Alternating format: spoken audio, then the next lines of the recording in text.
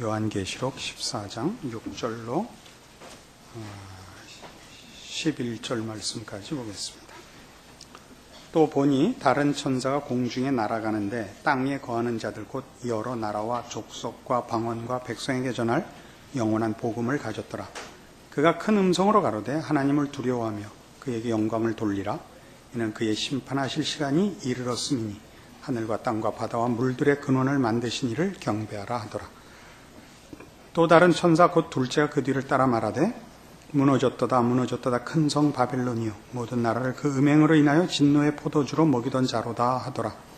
또 다른 천사 곧 셋째가 그 뒤를 따라 큰 음성으로 가로되 만일 누구든지 짐승과 그의 우상에게 경배하고 이마에나 손에 표를 받으면 그도 하나님의 진노의 포도주를 마시리니 그 진노의 잔에 섞인 것이 없이 부은 포도주라. 거룩한 천사들 앞과 어린 양 앞에서 불과 유황으로 고난을 받으리니 그 고난의 연기가 세세토록 올라가리로다. 짐승과 그의 우상에게 경배하고 그 이름에 표를 받는 자가 누구든지 밤낮 쉼을 얻지 못하리라 하더라. 세 천사가 등장을 합니다. 공중을 날아가는 세 천사가 첫 번째 천사가 큰 음성으로 전한 말씀은 영원한 복음을 전하고 있습니다. 그 영원한 복음에 결부된 그 영원한 복음의 내용이기도 하지만 함께 결부된 내용으로 큰 음성으로 가로되 하나님을 두려워하며 그에게 영광을 돌리라. 이는 그의 심판하실 시간이 이르렀다는 선포를 하는데 이것이 말하자면 영원한 복음입니다. 둘째 천사는 큰 성 바벨론의 무너졌음을 선포하며 셋째 천사는 짐승과 그의 우상에게 경배하거나 이마에나 손에 표를 받으면 큰 하나님의 큰 진노와 심판을 받게 된다는 선언을 하고 있습니다. 이 장면은 우선 이런 이해를 가지고 봐야 됩니다. 이것은 모두 14장의 얘기, 14장의 얘기라는 것은 1절에 나온 또 내가 보니 보라 어린 양이 시온산에 섰고 그와 함께 14만 4천이 섰는데 그 이마에 어린 양의 이름과 그 아버지 이름을 쓴 것이 있도다 와 연결되는 그 장면의 다른 국면. 그러니까 무슨 얘기냐면 12장부터 뭐가 등장했냐면 이제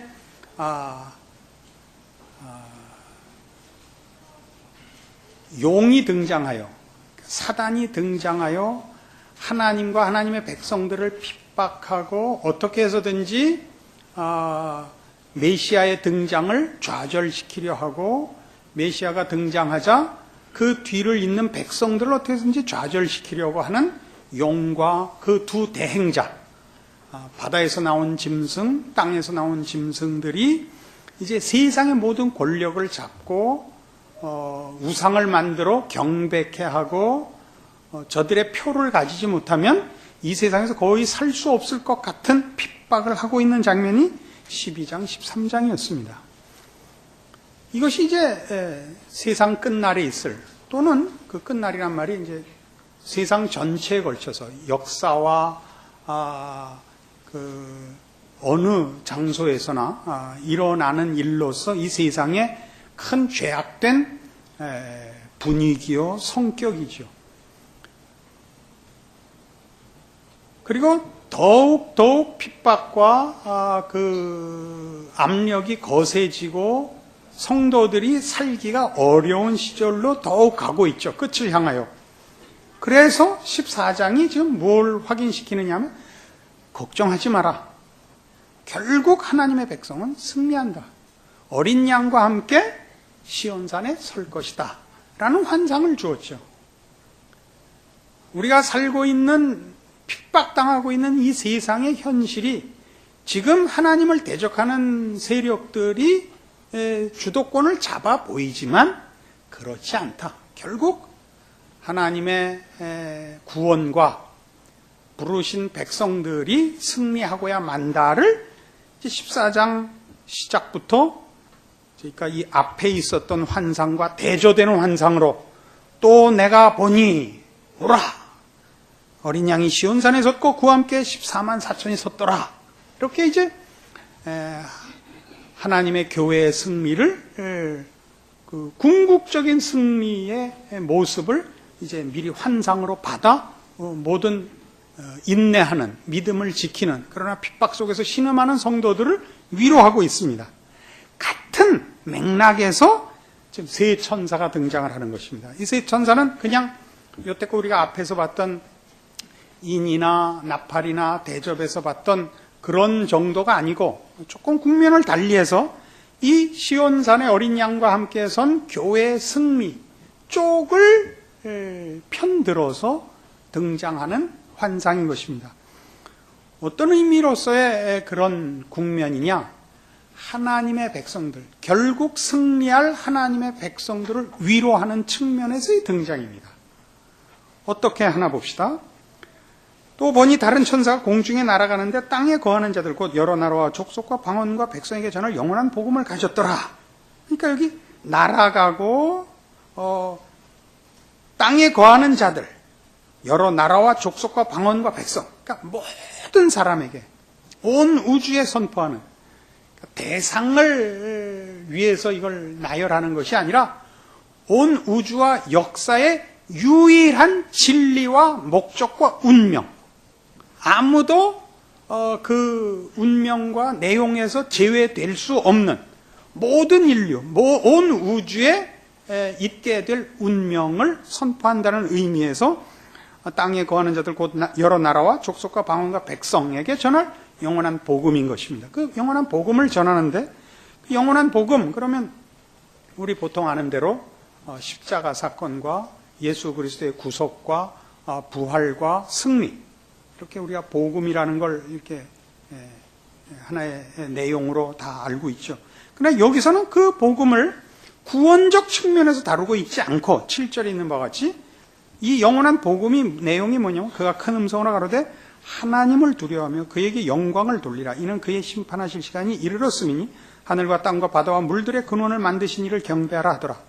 그러니까 물론 어떤 시각으로 보면 결국 회개하라는 얘기가 아니냐 이렇게 보여집니다만 지금 그 차원이 아니고 이 복음이, 영원한 복음이 심판과 연결되는 이유는 하나님의 통치와 하나님 나라의 완성이 결국은 되고야 말 것이고 필연적인 것이고, 그러니 모두 그 앞에 엎드려라 라고 하면서 회개를 촉구하는 측면에서의 심판과 마지막을 얘기하는 것이 아니라 고난받고 있는 성도들에게 결국은 하나님 나라가 완성되며 하나님의 통치가 승리하고야 만다.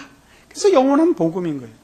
영원한 복음이 은혜와 긍휼을 얘기하는 차원에서가 아니고, 구원을 얘기하는 차원에서가 아니고, 하나님 나라의 승리, 하나님 통치의 완성이라는 차원에서. 그러니까 지금 우리 이 악한 세상에서 고난받고 있는 성도들이 볼 때의 마지막 때, 마지막 심판이라는 것은 복음이죠. 그 심판의 대상이 아니니까. 그것이야말로 이제 눈물과 슬픔과 사망과 애통하는 것을 이제 끝내는 때니까 우리에겐 그것이 복음이죠. 그래서 이것은 전부 이 14장 전체의 의미가 말하자면 이런 시각을 가지고 그 그림이 그려지고 있다는 걸 놓치지 않아야 됩니다. 그래서 두 번째 천사를 보면, 그래서 이 세 천사는 같은 국면과 같은 내용을 다른 얘기로 하고 있죠. 첫째 천사가 하나님 통치의 완성, 하나님 나라의 시작을 선언하고 있다면, 두 번째 천사는 큰 성 바벨론의 멸망을 얘기하고 있습니다. 이건 과거 시제입니다. 우리말도 그렇게 돼 있죠. 또 다른 천사 곧 둘째가 그 뒤를 따라 말하되 무너졌도다, 무너졌도다죠. 무너진다가 아니고 무너졌도다, 무너졌도다, 큰 성 바벨론이요. 모든 나라를 그 음행으로 인하여 진노의 포도주로 먹이던 자로다 하더라. 그러니까 바벨론이라는 것은 성경에서는 언제나 하나님 나라를 대적하는 세상 세력의 대표입니다. 역사적으로 이스라엘 백성이 바벨론 포로가 된 것, 그 역사적인 기원으로 가지고 거기에 의미를 또 부과해서 세상 나라, 죄악된 세상의 집합된 권세를 말할 때마다 바벨론이라고 합니다. 근데 바벨론의 멸망이라는 것이 이미 무너졌다고 얘기하는데 우리가 관심을 가져야 하는 것은 성도들에게 하는 얘기거든요. 바벨론은 이미 무너졌다. 언제 무너졌죠? 예수 그리스도의 십자가와 부활과 승천으로 이미 무너진 세력이거든요. 바벨론이 이미 무너졌지 않느냐. 그 무너진 망한 세력을 뭘 겁을 내겠느냐. 이런 얘기입니다. 그래서 이제 셋째가 그 뒤를 따라 큰 음성으로 이제 짐승과 그의 우상에게 경배하고 이마에나 손에 표를 받으면 그도 하나님의 진노의 포도주를 마시리라 하는 세 번째 천사의 경고가 나옵니다. 그러나 이것도 따지고 보면 성도들에게 너희 지지 마라 하는 얘기에 다른 부정적인 경고인 것입니다. 너희 하나님 편에 섰던 마음을 놓고 짐승 편을 들면 진노의 포도주를 마시게 된다. 그 진노의 잔에 섞인 것이 없이 부은 포도주라. 이 포도주는 성경에서 기쁜 잔치의 그 상징으로도 나오고 심판의 상징으로도 나옵니다. 아주 원색적인 그 이해입니다. 포도를 이렇게 따서 포도주를 만들기 위해서 이렇게 짓밟아 터뜨릴 때 붉은 과즙이 나오는 것을 이렇게 심판의 그 상징으로 쓰고 있는 겁니다. 여기서 말하는 섞인 것이 없이 부은 포도주라는 것은 예전에 아마 포도주를 다 너무 진하니까 물을 탔다고 되어 있습니다. 물을 안 탔.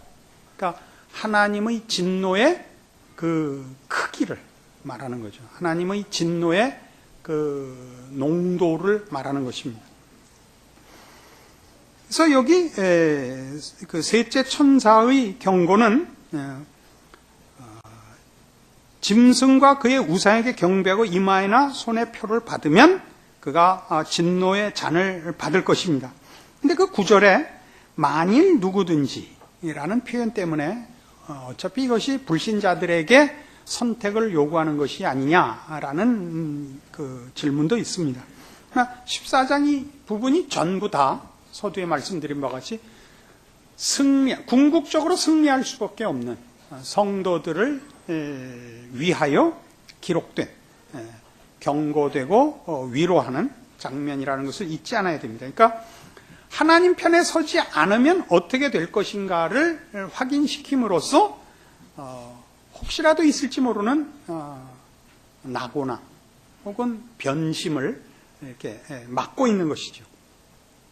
그래서 이 하나님을 반대하는 자들이 받을 형벌들이 여기 어떻게 기록되어 있냐면 불과 유황으로 고난을 받는데 11절 그 고난의 연기가 세세토록 올라가리로다. 짐승과 그의 우상의 경배와 그 이름의 표를 받는 자는 누구든지 밤낮 쉼을 얻지 못하리라. 그래서 여기 이런 말하자면 굉장히 부정적이고 두려운 경고입니다. 하나님을 외면하고 반대편에 서는 자들의 심판의 두려움을 여기 잘 묘사하고 있습니다. 고난의 연기가 세세토록 올라가고 밤낮 쉼을 얻지 못할 것입니다. 자, 이런 일들로 인해서 우리가 이제 확인해야 되는 건 무엇이냐면 우리의 결국, 그러니까 믿음의 결국, 소망의 결국을 우리가 다 알고 있습니다. 그럼에도 불구하고 이걸 지켜나가는 것이 쉽지 않다는 것을 성경이 얘기하고 있는 것이죠. 그죠? 그러니까 이겨야 됩니다. 물론 그건 뭐 누구나 알고 있는 건데 이런 면의 위로를 드리고 싶은 것입니다. 다들 잘 이기는데 나만 일어나 그렇지 않습니다. 다 힘듭니다. 제가 권투를 잘하는 사람들 있죠. 우리 예전에 뭐 잘했던 유재두 같은 사람, 또는 외국 선수들 중에서도 잘하는 알리 같은 사람들을 보면 본인도 하다가 이제 못하겠다. 이제 정말 못하겠다. 근데 상대방이 먼저 포기해서 이겼대요. 그러니까 넉넉히 이기는 사람은 없다는 겁니다. 그러니까 상대방이 먼저 그러는 거죠. 그리고 여러분 소심하신 분들 있죠. 왜 성격적으로 그렇고 소심해서 쩔쩔매고 먼저 겁을 내는데 누구나 겁을 내는 것이 정상입니다. 그런데 표현을 늦게 해서 이기는 거죠. 그래서 담대해 보이죠. 저희 김주성 목사님이라고 이름은 밝히지 않겠습니다. 이분의 약점은 말을 하는 거예요. 그 틀린 말을 했거나 어처구니 없는 말을 하는 건 다 용서할 수 있는데 왜 표현을 하냐 이거죠. 가만히 있으면 되는데 누구나 엉뚱하고 누구나 틀린 생각을 해요. 누가 뭐라 할 때 이거 아닐까 하고 엉뚱한 말도 안 되는. 그러나 우린 다 이제 다 교활해져서 먼저 얘기 안 하죠. 다 이렇게 눈치를 보는. 이 선수만은 그냥 숨김없이 툭 나와요.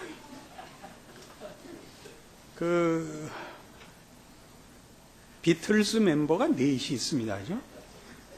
어떻게 하다 우리 사무실에서 이제 비틀즈 노래가 나오게 됐어요. 비틀즈 노래 아닙니까? 이렇게 된 거예요. 제가 이제 그분이 이제 경상도 분이니까 경상도 억양을 쓰는 걸 용서하셨는데 경상도를 괄세하는 건 아닙니다. 아닌 것도 아닙니다.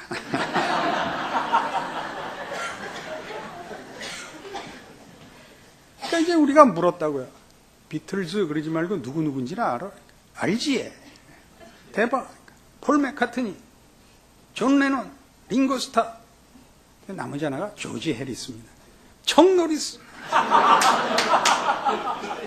척 노리스는 이류 영화 배우입니다. 그리고 마우스. 아니다. 레온 모리스. 레온 모리스는 유명한 신학자입니다. 신학교 나왔다 이거죠. 그러니까 우리는 다 모르죠. 이건 비틀즈 멤버 4명 외울 필요도 없고 외워도 발표할 필요가 없습니다. 퀴즈 대회 나가지 않은 이상 그게 예수님의 12제자라면 모를까? 그걸 왜 안다고 떠들고 발표를 해서 망신을 사냐 이거죠. 이제 승부 중에서 가장 처절한 승부가 바둑입니다. 바둑이 굉장히 어려운 싸움인데 프로들, 아주 잘 두는 프로들도 다 이렇게 얘기합니다. 잘 두어서 이긴 걸 명국이라 그럽니다. 그럼 평생에 명국을 한 번 둘까 말까 하는 겁니다. 한 사람이 프로인데도. 그럼 나머지는 어떻게 이기냐? 상대방이 져서 이기는 거랍니다. 참 재미있죠? 상대방이 져서 이깁니다. 우리가 잊지 않아야 할 건 뭐냐면 우리의 인내가 어디까지 있어야 되고 우리의 승리가 어느 만큼 완벽해야 되느냐 하는 문제에 대하여 성도들의 사실 갈등과 고민이 많습니다. 그렇지 않습니까? 이 정도를 갖고도 내가 신앙인이라고 얘기할 수 있는가? 이러고도 내가 정말 이거 하나님 앞에 다시 얼굴을 들고 나갈 수 있겠는가? 그래서 저는 이 고난에 관한 쪽으로 생각했던 여러 비교했던 사람이 이제 욥하고 요셉이었어요. 욥의 경우를 가만 보시면 정말 못 참을 만큼까지 갔고 실제로 욥은 안 참았죠. 잘 보세요. 욥은 인내의 화신이 아니고 정말 성질 다 부렸죠. 하나님 만나보자고 떠들고 그래서 하나님 정말 만나주셨죠. 그 찍소리 못하고 끝났지만 그러니까 요셉의 경우 같은 데 보면 이제 욥같이 이렇게 길게 나와 있질 않으니까 사실은 그 상황을 알 수가 없고 본인이 어떻게 그걸 이겨냈는지 아니면 어느 만큼 갈등을 하고 고민을 하고 절망을 했는지 우리가 알 수가 없습니다. 요셉의 경우를. 그러나 이제 제가 상상하는 이제 신앙생활을 이렇게 해오고 성경을 보고 하면서 배우는 건 뭐냐면 요셉은 어떻게 견뎠느냐? 자폭하기 전날 구해준 것 같아요. 자폭하기 전날. 그러니까 우리가 할 수 있는 건 거예요. 그러니까 견딜 수 있는 한의 더 끝까지 가야 되는 거예요.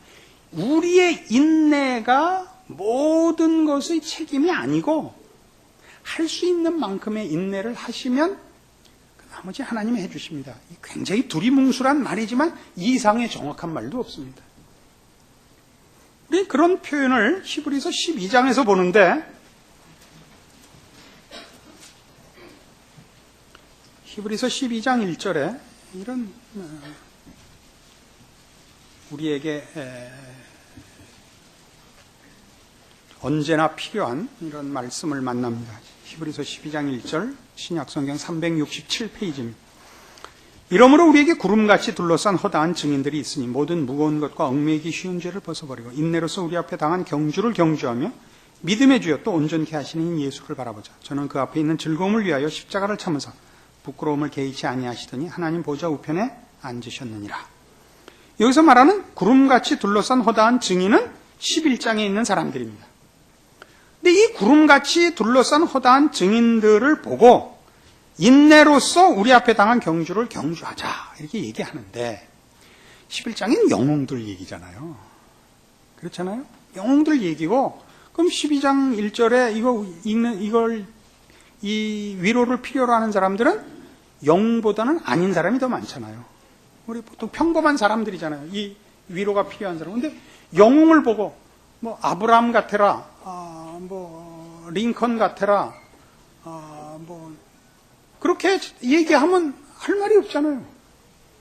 여기서 얘기하는 우리에게 구름같이 둘러싼 허다한 증인들은 다 뭐냐면 저들이 참을 수 없는, 견딜 수 없는, 인간으로서는 감당할 수 없는 저런 일들을 왜 감당했다고 생각하느냐? 이런 얘기로서의 증인입니다.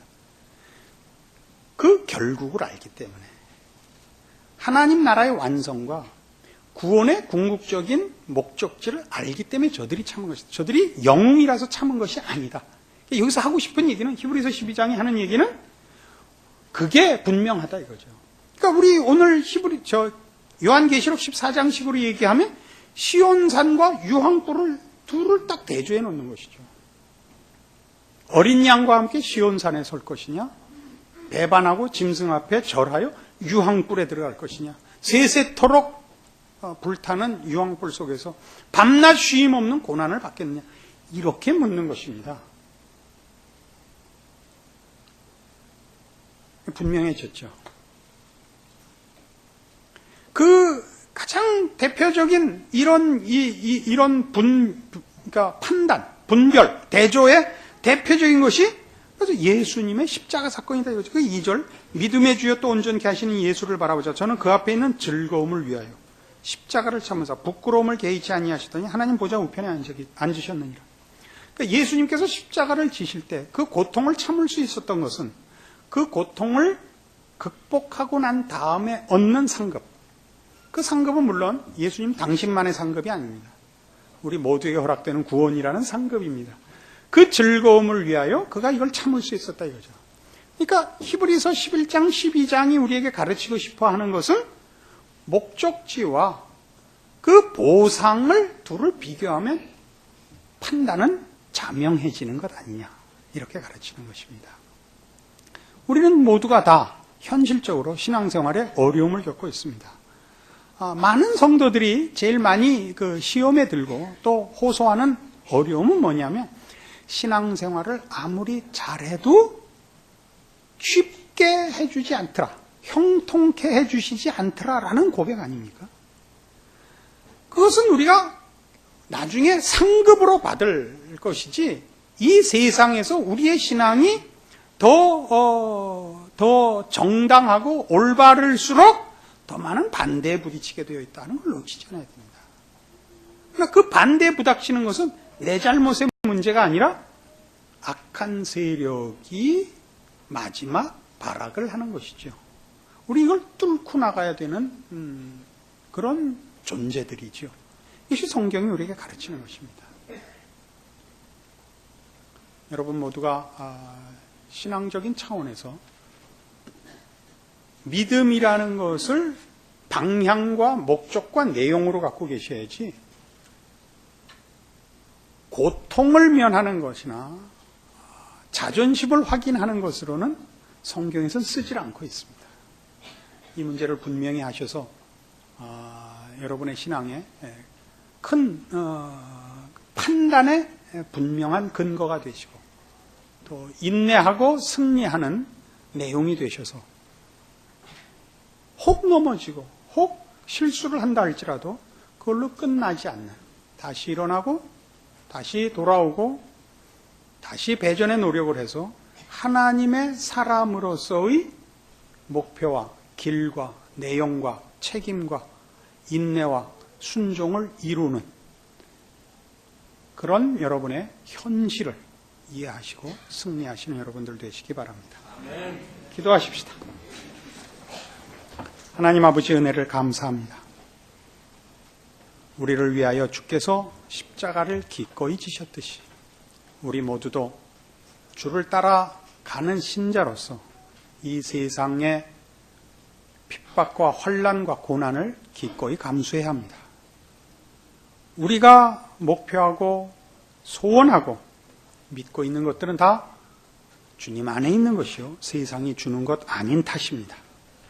오늘 말씀으로 우리에게 깨우치셨으니 세상과 타협하지 말고 이 세상 신에게 절하지 말고 오직 어린 양과 더불어 시온산에 서는 그날을 내다보는 믿음의 눈으로 하루하루를 하나님의 사람으로 살아가게 하사 인내와 충성과 순종 속에서 하나님의 사람된 모든 것들을 누리며 지키며 승리하는 저희들 되게 하시옵소서.